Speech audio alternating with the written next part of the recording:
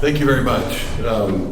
As Heather said, my name is Maury Giles, and it's a pleasure to be here. One of my favorite cities. When I'm not on planes, trains, and automobiles, I live in Salt Lake City. I moved there about 5 years ago. But I think it's kind of cool because my wife and we not too long ago actually saw a little bit older Bob Dylan in concert with Willie Nelson, 90-something, in Idaho. This was this summer.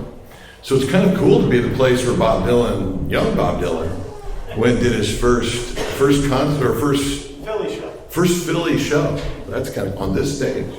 That's kind of cool.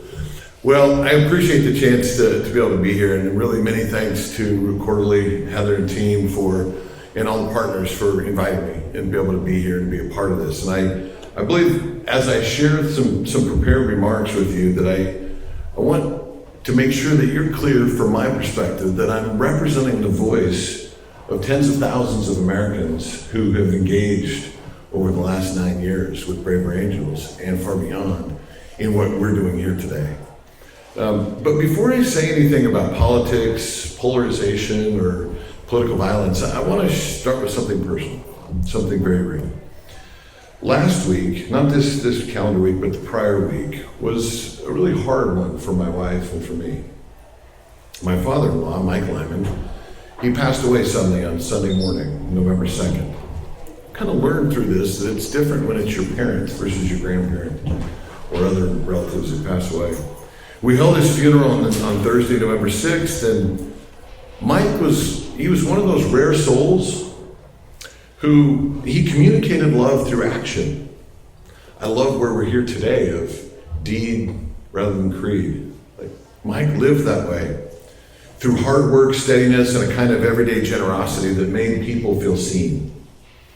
He wasn't perfect, none of us are, but he was deeply good. In the middle of that loss, I found myself thinking about how life is really a classroom, full of growth and pain and perspective, and the constant invitation to choose how we will respond. I believe pain helps us see the beauty of joy. I also believe that the same is true for our civic life and thinking about what it means to be an American and part of the American experiment. Since the funeral, I've been to Denver, Washington, D.C., and now here in Philadelphia.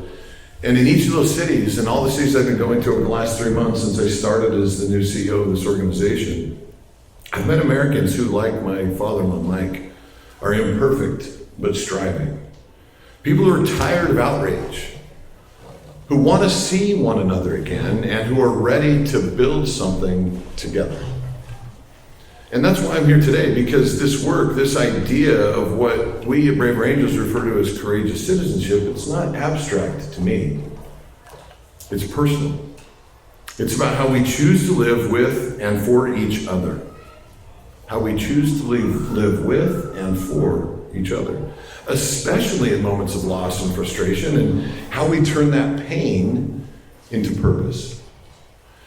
So let's start there. Why does America need courageous citizenship right now? Because we're in a moment where everyday human connection, at a time when we're told we're the most connected we've ever been, is seemingly at its lowest. We're in a season where it feels like the center can't hold, the temperature's high, the trust is low, and fatigue is real. But here's what I see when I travel the country. It's not collapse. I believe it's on the verge of awakening, or at least I choose to see it that way with the things I observe. We're waking up to the reality that our democracy, our culture, and our daily relationships can't be repaired by institutions alone, and we shouldn't expect them to be. It'll take us, we the people, learning again how to contend without contempt, how to build without vilifying, how to act, not react. And there's no better place to talk about that than right here in this building on Rittenhouse Square. That's what I was talking with my wife this morning and told her a little bit about the history of this square and where I was going to be. And it was just like right now, just sends just chills thinking about the reality. Far more than being on the stage with Bob Dylan was at. You know, that's cool. But we gather as we gather in this space, we step into we step into a lineage of Philadelphians who believed community begins with conversation. Rittenhouse Square has always been a place of connection, public life, and civic presence. I was out videoing a man playing on the accordion before this. My father plays the accordion, kind of a cool thing there. But this is a place where people come not to just watch the world, but to shape it. For more than 135 years, the Ethical Society has affirmed the worth and dignity of every human being, nurturing ethical relationships and caring networks, building community capacity. The societies, as I read and studied about it, and the founders believed in ethical action rather than divisive creed. This mirrors the Braver Angels' mission of inspiring and equipping Americans to practice courageous citizenship across division, because it does take practice. It is not easy, as we were talking about earlier. Here in this city of first principles, in this venue of moral community, we choose to act, not just react. We choose courageous connection instead of contempt. We must make this the way of everyday living. The method of collaborative action, make it the honored norm. It's a countercultural movement today. But when we can put social currency and a badge around it because it's the thing with which we want to be associated, we can have an impact to change culture. Now, I'm a realist, and I know institutions matter. Government, business, media, education, religious institutions, local civic organizations, but they can't heal what only citizens and individual people can repair. We're living through a civic reckoning, and you can see it in the data. I've been asked about many of these studies recently, but typically I'm asked about whether it makes me sad and depressed. And my response is a little different. Consider the Wall Street Journal study from September, if you saw that. When 7 out of 10 Americans across generation, race, and political identity say the American dream no longer holds, that's not just pessimism. That is and should be a collective alarm bell. It's the sound of a people realizing that the deal we thought we had with one another is broken. And that if we want it to mean something together, we'll have to rewrite it together. This isn't just despair, it's recognition of shared disillusionment. When people on all sides of politics arrive at the same diagnosis that the system is not working for them, it marks, I hope and believe, the threshold where reform becomes possible. Or consider last month's data from NPR, PBS News, and Marist. This is shocking. 30% of Americans, by far the highest that's ever been recorded, our neighbors, now say that violence might be necessary to fix the country. 30%. 1 out of 3 people that you know would say that today. That's frightening, yes, but it's also evidence of how deep the hunger runs to be heard, to be seen, to reclaim agency. When frustration becomes that intense, that visceral, it tells us something important. People are no longer numb. They're seeing the cost of our division and they're desperate for another way. Our job is to give them that way. Are we at that pain threshold moment? I hope so. That anger and alienation are peaking, but will it create a readiness for a movement that channels that emotion into constructive, nonviolent civic engagement? That's precisely the promise of courageous citizenship. I'm hopeful as a people that we've moved from denial to recognition. The hardest step in any process of recovery is that step. So perhaps, as I've shared with many reporters, perhaps the silver lining of the data is that we may be getting to the point that we're recognizing that we have a problem that must be addressed. And the numbers aren't abstract to me either, because I live 25 miles away from Utah Valley University. You may not know why that's important, but as I tell you the story, you'll remember this, I'm certain. It's where my wife and 4 of our children have studied. It's where our local high school graduations are held. As you'll recall, not long ago at that campus, something unthinkable happened. In a public forum, a place meant for debate and dialogue, a young father was shot and killed. My nephew and his wife were there, my daughter's friend was there on the front row, and thousands of others that were there saw it happen. This came a short time after a woman, an elected official, and her husband in Minnesota were murdered at their home because of their party affiliation. Now, no matter what your view of Charlie Kirk and his message or his methods, no matter what you think about him or what he was doing, that moment in Utah wasn't about ideology. No matter if you supported the political actions of former Speaker of the House, Melissa Hortman, that moment in Minnesota was not about politics. Both are about the collapse of something much deeper: trust, empathy, and the belief that words are meant to persuade, not to destroy. The collapse of that idea. Now, I've spoken with family in Utah who knew both the victims and the shooters' communities, and they're asking the same question: how did we get there? You know, we've allowed the narrative, and we've heard some talk about it already, we've allowed the narrative to be defined by conflict entrepreneurs. People who make money and gain power off of our division. In the social media space, we are the product, and we don't recognize that. That is entirely constructed to keep us at an emotional state so advertisers can deliver you a message at the right moment. It's not about helping you connect with the people that you care about. Yet that's how we try to use it, but the algorithms take us to our cascade into our tribes. But you know what? They only win when we participate. This isn't just about politics, it's about personal responsibility. As Americans, we have the power to shape the desire we desire to live in and leave for our children. If people in any country in the world have this power, it is us here in the United States of America. Change begins when we take accountability for the reality in front of us, when we choose to act, not react. And this conviction that change begins with us is exactly what Braver Angels has learned over our past decade. We've spent over 9 years, almost 10 now, helping Americans bridge divides. Through workshops, debates, our alliances, conversations that reach from small towns to state houses, and through all of that work, a few truths have emerged I want to share with you. First, depolarization is deeply personal. We can't heal the country if we don't start with ourselves.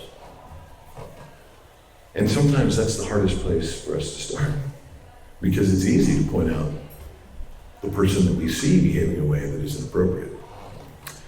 Second, most of us spend too much time trying to change the people and groups over whom we have the least influence, and not enough time with the people we actually can influence and 100% control ourselves. Third, every moment for renewal needs people willing to speak truth with respect inside their own circles. And finally, sometimes building civic muscle means getting the professionals and experts out of the way and letting everyday Americans lead. Professionals and elected officials are essential, but they should be on tap, not on top. We have to choose that. Those are the lessons of our first decade, and they're what make the next decade possible. And that's why Braver Angels is so delighted to be working here with Reporterly, with the Ethical Society, with the Pluralist Lab, and many others. We believe that America needs more partnerships like this among organizations where bridging and collaboration skills, local storytelling, and programs of art and expression. You may not know this, but a very powerful part of Braver Angels is our Braver Arts. Because we have people gather to create songs, to create art, that reflect these things and do it purposely across division. And powerful things come together when those happen. When civic dialogue meets creative expression, we deepen the texture of our democracy. We remain in community one with another across our differences. That doesn't mean we change our beliefs, but we change what we choose to see for what it really is, rather than the digital manifestation that's architected and created to make us think of something different. At our best, we fuel each other's successes and make our civic culture thicker, more textured, more resilient. What we heard Phil said of bringing the best out of each other. Now, Philadelphia is and has modeled that kind of partnership, and together we're equipping citizens to build trust and collaborate on problem solving across our divides.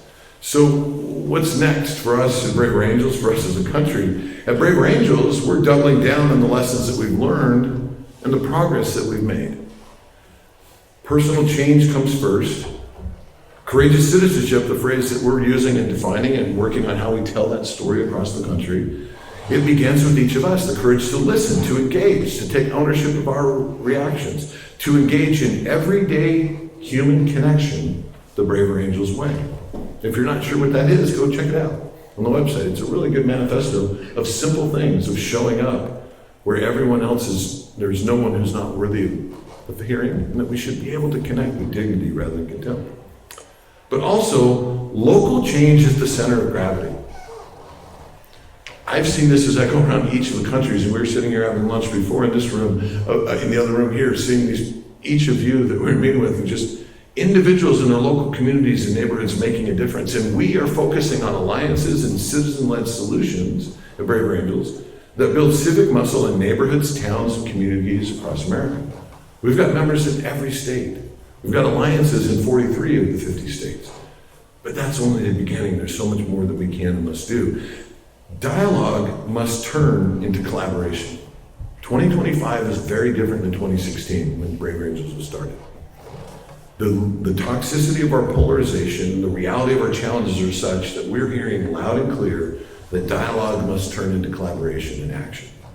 So we're strengthening the bridges from conversation to collaborative action in what we do in our programming. Neighbors solving problems together, not waiting for permission from elected officials to do so. And not believing that the election each cycle is the existential crisis that we are told if our tribe does not win.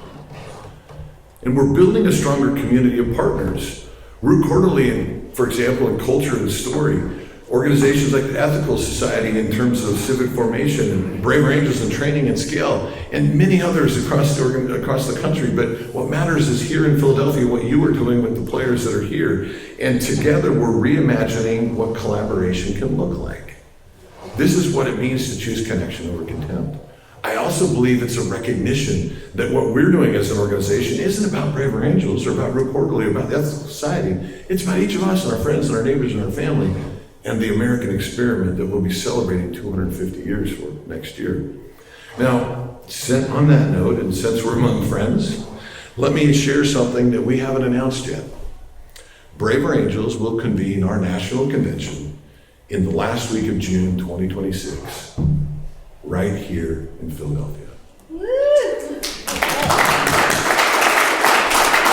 Just days before the celebration of the 250th anniversary of American independence, more than 1,000 members and delegates from across the country, red and blue and every iteration between, will gather where the founders once met. If you've never seen one of our conventions, it's a fascinating experience. I've been to Gettysburg, I've been to Kenosha over the last 5 years. Those are the two that I was privileged to be a delegate in. And we're going to gather not to draft another Declaration of Independence, but to champion something that I believe is equally bold for our time, a Declaration of Interdependence. To manifest the next 250 years that will be part of the early 500-year history of the United States of America. 250 years after citizens from 13 colonies declared their freedom, Americans from every corner of this country will come here to declare our shared responsibility for the future. And I can't think of a better place or better partners to make that happen. We're going to need your help to make this truly a Philadelphia experience. And that's why I wanted to wait till today to announce that and know that this is where it's going to happen. And we need to make that happen right here alongside all of you in our Braver Angels Southeast Pennsylvania Alliance. If you're part of that alliance or the state leadership in Braver Angels, can you raise your hand? There's a number of you that are in here. These are the folks that are playing. If you're part of Braver Angels, can you also raise your hand if you've just been a part of it in any way, shape, or form? Great. If you're not, join or do other things like it. Come tomorrow afternoon. We're going to have another gathering in a very different way to talk about our next chapter in more detail. But I really want to express gratitude to you, Heather, and to your team, Root Quarterly, and the growing partnership between Root Quarterly and our Southeastern Pennsylvania Braver Angels Alliance. And Phil, to you for having us be here. So where do we go from here? You know, to each of us as Americans in this room, this is what I would say. Act where you stand.